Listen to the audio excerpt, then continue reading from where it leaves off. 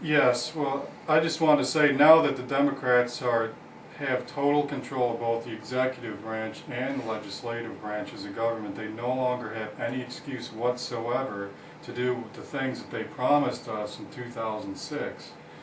For example, they have no excuse to delay war crimes charges against Bush, Cheney, and all their cronies for Iraq. Of course, the WMD lie that they told us. They have no excuse to delay war crimes charges for torture. They have no excuse to delay criminal charges for spying on Americans. And of course, Obama has no excuse whatsoever to not repeal the USA Patriot Act. Here Obama is a former constitutional law professor. I mean, out of the field of presidential candidates, if anyone should understand the significance of the Patriot Act, it should in fact be Barack Obama. And they also have no excuse to delay criminal charges for 9/11. Yeah, I'm ready to see a new investigation into 9/11, and I'm ready to see the troops come home. Now, that's what he's promised us, but let me be out front and say right here, I doubt very seriously we'll see the troops come home. The wars will keep going. There's something else that I want to talk about today before we go into phone calls, and that is genetically altered foods, genetically altered seeds. I feel as strongly about this as I do the Feel Good Foundation and the national travesty it is how we've treated our first responders.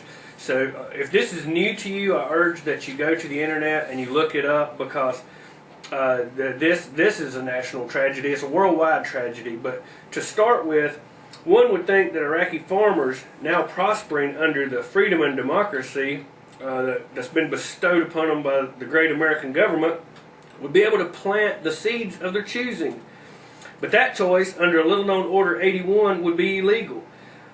But first, it is important to set the context. Most people have never heard of the infamous 100 Orders, but they help explain why the majority of Iraqis remain opposed to foreign occupation. The 100 Orders allow the multinational corporations to basically privatize an entire nation, and this degree of foreign and private control has not been witnessed since the days of the British East India Company and its extraordinary treaties. A few examples of the 100 Orders are: Order 39 allows for tax-free remittance of all corporate profits. Order 17 grants foreign contractors, including private security firms, immunity from Iraq laws. Order 57 and 77 ensure the implementation of orders by placing U.S. appointed auditors and inspector general in every government ministry and 5-year terms, and with sweeping authority over contracts, programs, employees, and regulations.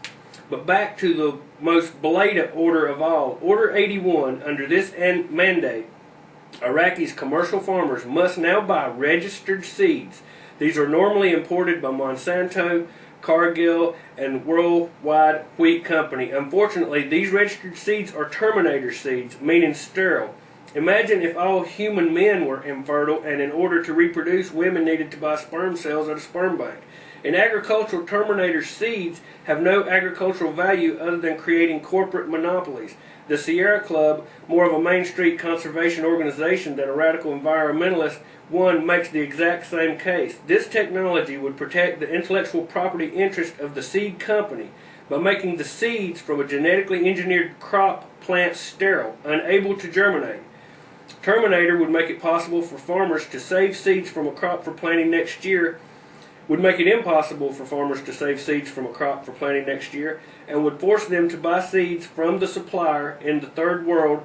This inability to save seed could be a major, perhaps fatal burden on poor farmers. And we've got a video that we'd like to play that explains a little more about this, and let's go to that now, Ty.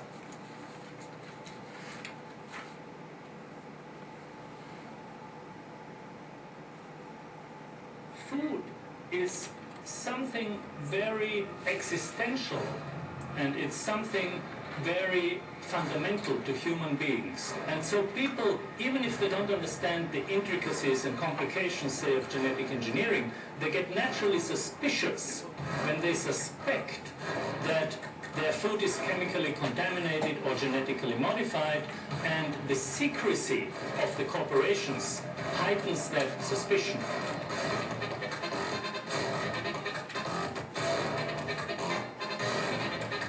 Farmers around the world are in trouble. Why are they in trouble? They're in trouble because there's too much food. There's too much, and it suppresses prices.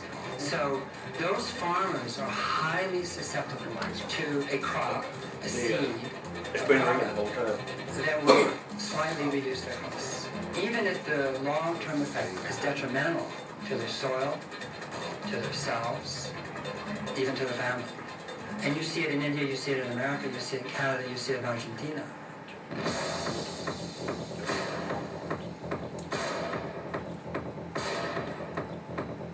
5 or so agrochemical corporations control about 85% of the food, and what they want to do, in their own words, is gain control over the entire food chain, from the seeds to the table.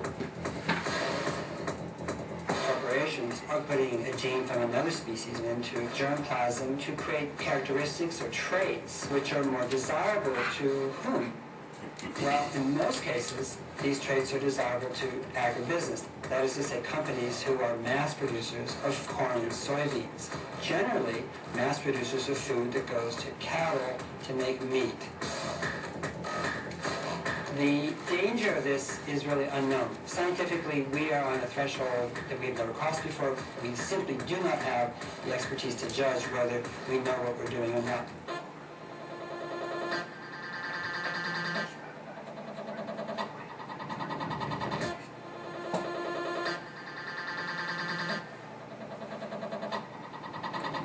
Monsanto, one of the corporate giants in this field, engineered soybeans to make them resistant to a specific pesticide. Now, it happens to be a pesticide sold by Monsanto, of course. It's called Roundup, so these soybeans are Roundup ready, as they say. The purpose is not to increase the yield of soybeans, the purpose is to sell more Roundup.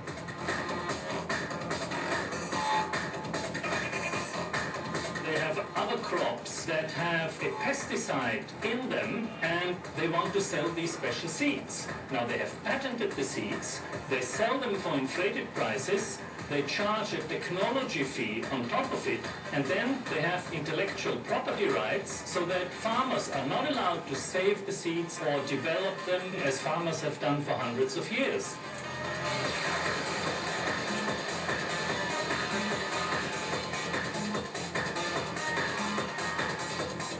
So they buy the seeds, but they don't own the seeds. They have a license to use it for 1 year. The next year they have to buy it again. So now, they're just like somebody who's been enticed to use drugs and now has to form a relationship with their dealer, right? Who has the power in this situation? The dealer has the power.